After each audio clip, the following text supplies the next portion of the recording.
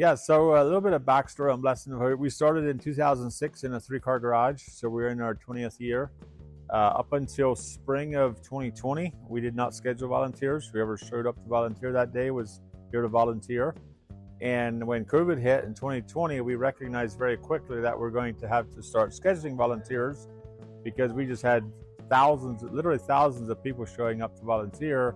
And we were limited on how many people we could have in the building because of COVID and everything. But it's just been a tremendous blessing the last few years to see the support of the community come together. Like right now, we see on average between 1,200 and 1,300 volunteers a week that are sorting food, packing boxes, stocking shelves, processing food, whatever needs to be done. It's just been incredible.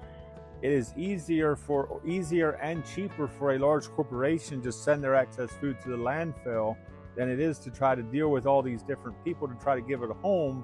And when I say the landfills are our biggest competitor, I know that can sound crazy, but really what these companies are looking for is a place where they can donate semi-truckloads of food to.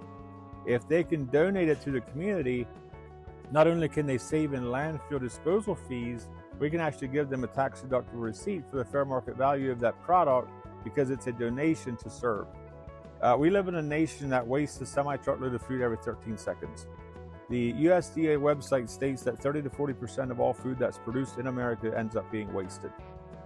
Statistics show that 24% of everything in landfills is food-related product. And global statistics show that between 35 and 50% of global food waste would end world hunger.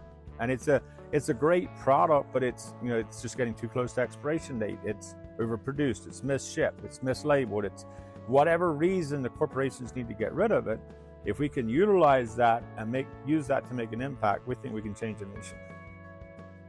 So before Rosterfy, we had a volunteer management software, and it was a great program at the time, but we outgrew it. We got to the point where we had to delete active volunteers so new volunteers can sign up, or if they weren't active for a few weeks, and we were pushing the upper limits of that.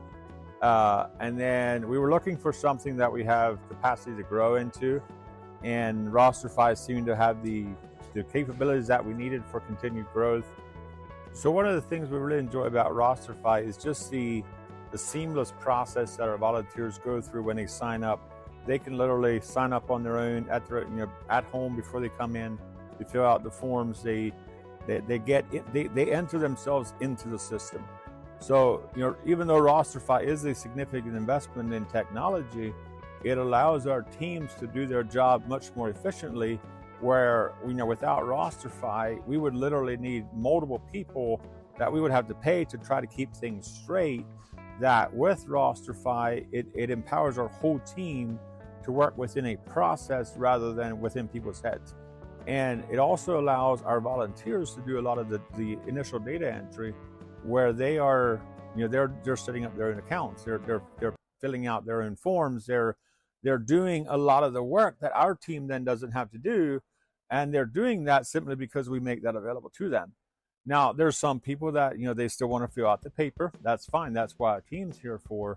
But if we can offload half of the sign-up process to the individual, to the volunteer, that they do before they walk through our doors, that saves a tremendous amount of time for our team, that they don't have to be entering data, they don't have to be filling out forms, because our volunteers do that before they ever walk in our doors.